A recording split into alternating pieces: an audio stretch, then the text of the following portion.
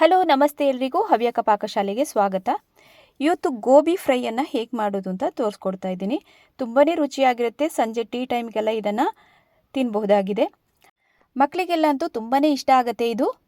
ಬನ್ನಿ ಹಾಗಾದರೆ ಮಾಡೋ ವಿಧಾನನ ನೋಡ್ಕೊಂಡು ಬರೋಣ. ಇದಕ್ಕಾಗಿ ನಮ್ಮ ಕೈತೋಟಕ್ಕೆ ನಾನು ಬಂದಿದ್ದೀನಿ. ಇಲ್ಲಿಂದ ಸ್ವಲ್ಪ ಕರಿಬೇವು ಸೊಪ್ಪು, ಆಮೇಲಿಂದ ಗಾಂಧಾರಿ ಮೆಣಸನ್ನೆಲ್ಲ ತಗೊಂಡು ಬಂದಿದ್ದೀನಿ. ನೋಡಿ, ಇವನ್ನೆಲ್ಲ ಚೆನ್ನಾಗೊಮ್ಮೆ ಕ್ಲೀನ್ ಮಾಡ್ಕೊಳ್ಬೇಕು. ಗಾಂಧಾರಿ ಮೆಣಸು ತುಂಬ ಖಾರವಾಗಿರುತ್ತೆ. ಅದಕ್ಕೋಸ್ಕರ ಖಾರ ಇಷ್ಟಪಡೋರು ಮಾತ್ರ ಇದನ್ನು ಹಾಕಿದರೆ ಸಾಕು. ಇಲ್ಲ ಅಂತಂದರೆ ಹಸಿ ಮೆಣಸನ್ನು ಕೂಡ ಇದಕ್ಕೆ ಹಾಕ್ಕೊಳ್ಬೋದು. ನಾನಿಲ್ಲಿ ಎಲ್ಲವನ್ನು ಕ್ಲೀನ್ ಮಾಡಿಕೊಂಡು ಎಷ್ಟು ಬೇಕಷ್ಟೇ ತಗೊಳ್ತಾ ಇದ್ದೀನಿ. ಕರಿಬೇವು ಸೊಪ್ಪು ಕೂಡ ಹಾಕೋದ್ರಿಂದ ಟೇಸ್ಟ್ ಚೆನ್ನಾಗಿ ಬರುತ್ತೆ. ಇಲ್ಲಿ ನೋಡಿ, ಎಲ್ಲವನ್ನು ಕ್ಲೀನ್ ಮಾಡಿಕೊಂಡು ತಗೊಂಡಿದ್ದೀನಿ. ಒಂದು ತಟ್ಟೆಯಲ್ಲಿ ಹಾಕಿ ಇದನ್ನು ಇಡೋಣ. ಇನ್ನು ಇದಕ್ಕೆ ಸ್ವಲ್ಪ ಬೆಳ್ಳುಳ್ಳಿಯನ್ನು ಕೂಡ ಹಾಕ್ಕೊಳ್ತಾ ಇದ್ದೀನಿ. ಆಮೇಲಿಂದ ಒಂದು ಹಸಿ ಶುಂಠಿ. ಇನ್ನು ಫ್ರೆಶ್ ಆಗಿರುವಂತಹ ಹೂಕೋಸನ್ನು ತಗೊಂಡು ಎಲ್ಲವನ್ನು ಬೇರೆ ಬೇರೆ ಸಪ್ರೇಟಾಗಿ ನಾವು ಮಾಡ್ಕೊಳ್ಬೇಕಾಗತ್ತೆ. ನೋಡಿ, ಸಣ್ಣ ಸಣ್ಣ ಪೀಸಸ್ ಆಗಿ ನಾವೀಗ ಕಟ್ ಮಾಡಿಕೊಂಡು ಒಂದು ಮಿಕ್ಸಿಂಗ್ ಬೌಲ್ ಒಳಗಡೆ ಹಾಕ್ತಾ ಇದ್ದೀನಿ. ಇದರಲ್ಲಿ ಒಳಗಡೆ ಎಲ್ಲ ತುಂಬ ಹುಳುಗಳು, ಇನ್ಸೆಕ್ಟ್ ಎಲ್ಲ ಇದ್ರಲ್ಲ, ಅದನ್ನೆಲ್ಲ ಕ್ಲೀನ್ ಮಾಡ್ಕೊಳ್ಳೋದಕ್ಕೆ ಸ್ವಲ್ಪ ಉಪ್ಪನ್ನು ಮೇಲಿಂದ ಹಾಕ್ಕೊಂಡು ಕುದಿಯುವಂತಹ ನೀರನ್ನು ಹಾಕಿ ಒಂದು 2 ನಿಮಿಷ ಬಿಟ್ಟರೆ ಸಾಕು. ಚೆನ್ನಾಗಿ ಅದನ್ನೊಮ್ಮೆ ಮಿಕ್ಸ್ ಮಾಡಿಕೊಂಡು ಹೊರಗಡೆ ಚೆಲ್ಲಬೇಕೀಗ ನೀರನ್ನು. ಇಲ್ಲಿ ನಾನೊಂದು ಸ್ಟ್ರೈನರನ್ನು ತಗೊಂಡಿದ್ದೀನಿ. ಅದಕ್ಕೆ ಸ್ಟ್ರೈನರಿಗೆ ಹಾಕಿಬಿಟ್ಟು ನೀರನ್ನು ಸಪ್ರೇಟಾಗಿ ಮಾಡಿ ತರ್ತೀನಿ. ಈಗ ಸ್ಟ್ರೈನರಿಗೆ ಹಾಕಿ ಸಪ್ರೇಟಾಗಿ ಮಾಡಿ ಆದ ನಂತರ ಅದೇ ಮಿಕ್ಸಿಂಗ್ ಬೌಲಿಗೆ ಹಾಕ್ಕೊಂಡು ತಿರ್ಗಾ ಮೇಲಿಂದ ತಣ್ಣೀರನ್ನು ಹಾಕ್ಕೊಳ್ಬೇಕಾಗತ್ತೆ. ತಣ್ಣೀರನ್ನು ಹಾಕಿ ಸ್ವಲ್ಪ ಕೂಲಾಗಿ ಮಾಡಿಕೊಂಡಷ್ಟು ಒಳ್ಳೆಯದು. ಬಿಸಿನೀರೆಲ್ಲ ಹಾಕಿ ಇರೋದ್ರಿಂದ ಅದು ತುಂಬ ಸಾಫ್ಟ್ ಆಗಿರಬಾರ್ದು. ಅದಕ್ಕೋಸ್ಕರ ಫ್ರೈ ಮಾಡಬೇಕಾದ್ರೆ ಸ್ವಲ್ಪ ಅದು ಗಟ್ಟಿಗೆ ಇರಬೇಕಾಗತ್ತೆ.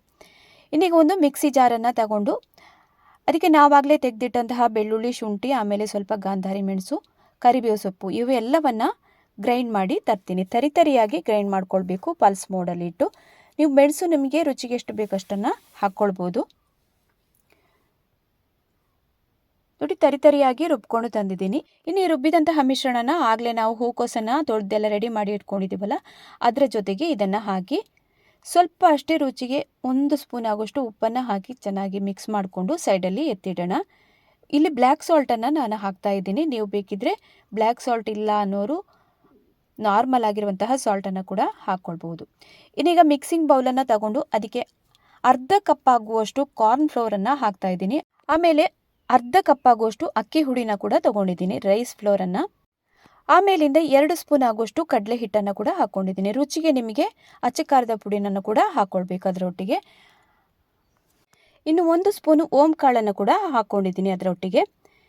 ಇನ್ನು ರುಚಿಗೆ ಎಷ್ಟು ಬೇಕಷ್ಟು ಉಪ್ಪನ್ನು ಕೂಡ ಹಾಕ್ಕೊಂಡು ಚೆನ್ನಾಗೊಮ್ಮೆ ಮಿಕ್ಸ್ ಮಾಡ್ಕೊಳ್ಳೋಣ. ಸರಿ ಮಿಕ್ಸ್ ಮಾಡಿ ಆದ ನಂತರ ನೀರನ್ನು ಕೂಡ ನೋಡಿಕೊಂಡು ಹಾಕ್ಕೊಳ್ಬೇಕಾಗತ್ತೆ. ಸ್ವಲ್ಪ ಗಟ್ಟಿಗೆ ಇದನ್ನು ಕಲಸ್ಕೊಂಡು ಇಟ್ಕೊಂಡಿರಬೇಕು ಹಿಟ್ಟನ್ನು. ತುಂಬ ನೀರು ಕೂಡ ಮಾಡಿದರೆ ಎಣ್ಣೆಯಲ್ಲಿ ಬಿಡುವಾಗ ಅದು ನೀರಾಗುತ್ತೆ. ಆಮೇಲೆ ಹಿಟ್ಟು ಚೆನ್ನಾಗಿ ಕಲಸಿ ಆದ ನಂತರ ನಾವಾಗಲೇ ಹೂಕೋಸನ್ನೆಲ್ಲ ರೆಡಿ ಮಾಡಿ ಇಟ್ಟದನ್ನು ಕೂಡ ಇದರ ಒಟ್ಟಿಗೆ ಹಾಕ್ಕೊಂಡು ಮಿಕ್ಸ್ ಮಾಡ್ಕೊಳ್ಬೇಕು ಹಿಟ್ಟಿನ ಜೊತೆಗೆ. ಕಾಲಿಫ್ಲವರ್ನ ಜೊತೆಗೆ ನಾವಾಗಲೇ ಕರಿಬೇವಿನ ಸೊಪ್ಪು, ಮೆಣಸು, ಆಮೇಲೆ ಬೆಳ್ಳುಳ್ಳಿ ಎಲ್ಲ ಹಾಕಿರೋದ್ರಿಂದ ಚೆನ್ನಾಗಿ ಮಿಕ್ಸ್ ಮಾಡ್ಕೊಳ್ಬೇಕಾಗುತ್ತೆ. ಇದನ್ನು ಕೈಯಿಂದನೇ ಮಿಕ್ಸ್ ಮಾಡ್ಕೊಳ್ಬೇಕು. ನೋಡಿ, ಈ ಥರ ಹಿಟ್ಟನ್ನು ನಾವು ಗಟ್ಟಿ ಕೂಡ ಮಾಡಬಾರ್ದು, ತುಂಬ ನೀರು ಕೂಡ ಮಾಡಬಾರ್ದು. ನೋಡ್ತಾ ಇರ್ಬೋದು ನೀವು, ಈ ಥರ ಕನ್ಸಿಸ್ಟೆನ್ಸಿಯಲ್ಲಿ ಕಲಿಸ್ಕೊಂಡು ಇಟ್ಕೊಂಡಿರಬೇಕು. ನೋಡಿ, ಈ ಥರ ಇರಬೇಕು. ಸ್ವಲ್ಪ ಅದು ಕ್ರಂಚಿಯಾಗಿ ಬರಬೇಕು ಅಂತಂದರೆ ಸ್ವಲ್ಪ ಗಟ್ಟಿ ಮಾಡ್ಕೊಳ್ಬೇಕಾಗತ್ತೆ ಹಿಟ್ಟನ್ನು. ಎಣ್ಣೆನ ಆಗಲೇ ಕಾಯೋದಕ್ಕೆ ಇಟ್ಟಿದ್ದೆ. ಇನ್ನು ಕಾದ ಎಣ್ಣೆಯಲ್ಲಿ ಒಂದೊಂದಾಗಿ ಹಾಕ್ತಾ ಬಂದು ಬೇಯೋದಕ್ಕೆ ಬಿಡೋಣ. ಇದನ್ನು ಉರಿನ ಮಧ್ಯಮ ಉರಿಯಲ್ಲೇ ಇಟ್ಕೊಂಡು ಇದನ್ನು ಮಾಡ್ಕೊಳ್ಬೇಕಾಗತ್ತೆ. ಇನ್ನು ನೋಡಿ, ಎಲ್ಲ ಎರಡು ಸೈಡನ್ನು ಆಗಾಗ ನೋಡ್ತಾ ಇರಬೇಕು, ಸರಿಯಾಗಿ ಬೇಯುವಂತೆ ನೋಡ್ಕೊಳ್ಳೋಣ. ಗೋಲ್ಡನ್ ಬ್ರೌನ್ ಕಲರ್ ಬಂದ ನಂತರ ಇದನ್ನು ತೆಗಿಬಹುದು. ಒಂದು 5 ರಿಂದ 10 ನಿಮಿಷ ಎಲ್ಲ ಇದನ್ನು ಹಾಗೆಯೇ ಬೇಯೋದಕ್ಕೆ ಬಿಡಬೇಕಾಗತ್ತೆ. ಆಗ ಕ್ರಿಸ್ಪಿಯಾಗಿ ಬರುತ್ತೆ. ಫಸ್ಟ್ ಬ್ಯಾಚ್ ರೆಡಿ ಆದ ನಂತರ ಅದನ್ನು ಒಂದು ತಟ್ಟೆಗೆ ತೆಗೆದು ಹಾಕ್ಕೊಳ್ಳೋಣ. 2ನೇ ಬ್ಯಾಚ್ ಕೂಡ ಹಾಗೆಯೇ ರೆಡಿ ಮಾಡ್ಕೊಳ್ತಾ ಇದ್ದೀನಿ.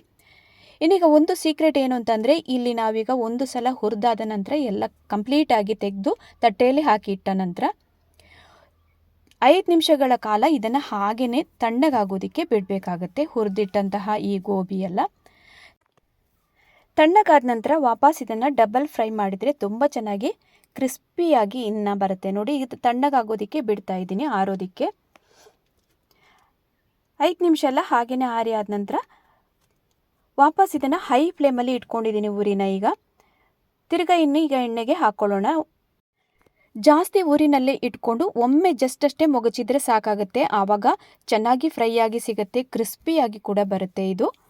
ಎರಡನೇ ಬಾರಿಗೆ ನಾವೀಗ ಹುರ್ಕೊಳ್ಳುವಾಗ ಪ್ರಮಾಣ ಕೂಡ ಸ್ವಲ್ಪ ಜಾಸ್ತಿ ಆಗಿರುತ್ತೆ. ಹಾಗಾಗಿ ಮೊಗಚೋದನ್ನು ನಿಲ್ಲಿಸಬಾರ್ದು. 1 ನಿಮಿಷಗಳ ಕಾಲ ಹೀಗೆ ಇದನ್ನು ಮೊಗಚಿದ್ರೆ ಸಾಕಾಗುತ್ತೆ ಎಣ್ಣೆಯಲ್ಲೇ ಫ್ರೈ ಮಾಡಿದರೆ. ಈಗ ಕಂಪ್ಲೀಟಾಗಿ ಡಬಲ್ ಫ್ರೈ ಮಾಡಿದ್ದು ರೆಡಿಯಾಗಿದೆ. ಇನ್ನಿದನ್ನು ತೆಗೆದು ತಟ್ಟೆಗೆ ಹಾಕ್ಕೊಳ್ಳೋಣ.